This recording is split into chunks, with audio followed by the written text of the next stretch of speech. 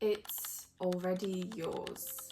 That can be such a hard thing to grasp when all that we wish for, our wants, our needs, always seems so far away from us. So let's just try to find and remind ourselves together of what that is. A vision board to me can be a great way to visualize different areas of my life, all that I want it to be without any limiting beliefs. And really seeing it helps to give that clarity. Without having a goal or a vision, it's harder to navigate how to get there. Or none of these factors matter to you and you just enjoy doing it. Find it a great way to relax, to get creative.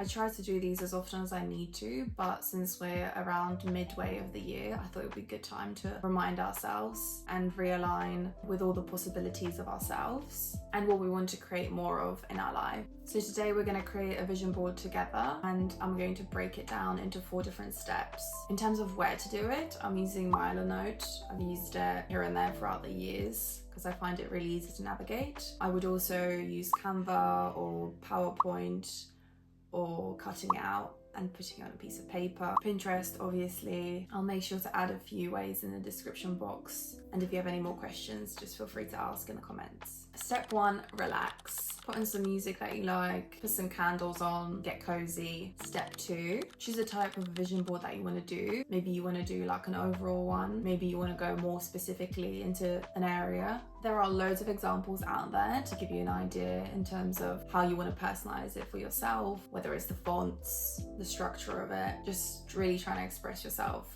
on a piece of paper. And once you've chosen this category, you can try and organize it a little bit. I like to add a date, like a month and a year, so I know roughly when I was envisioning this. Let's say the focus in this example was self-work. I chose to break it down into categories of body, mind, and emotion. Again, that can be completely dependent on what you want to do. Then I find it helpful to have a little description of what I want to do with each of those categories. So in that instance, I said I want to add some practices or routines or challenges, and just seeing it even a few times on the page helps me to really focus on what I want to do with it. So now that I have an overall picture of what I'm going to focus on, I'm going to add a bit more details, which is with those little descriptions or aligned images to align with those descriptions, even more specific examples of little challenges like doing 3 morning runs a week or weekend hikes for a month. And then for the mind section, I put reading a chapter weekly, learning a language, 2 hours of tutoring a week. For the emotion area, I did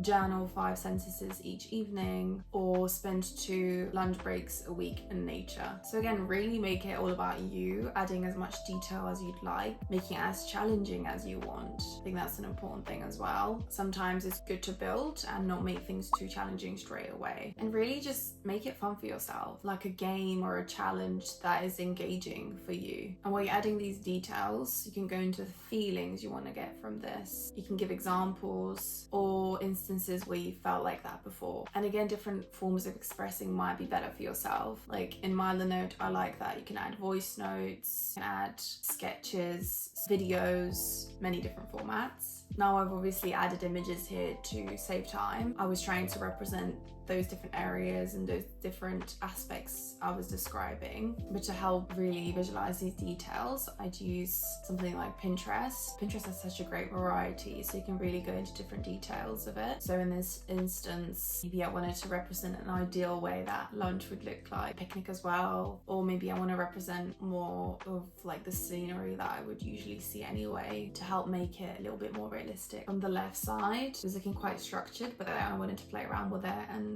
kind of the emotion area overgrew the edges.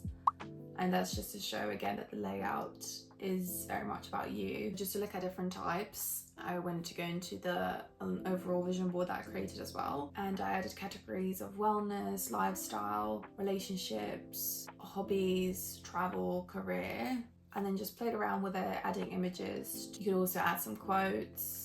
And I kind of liked how different category kind of synced into one another. So where the relationships are with like the cards on the edge, it kind of goes into like the travel, the lifestyle categories as well. I just found it fun to kind of like try and blend it in.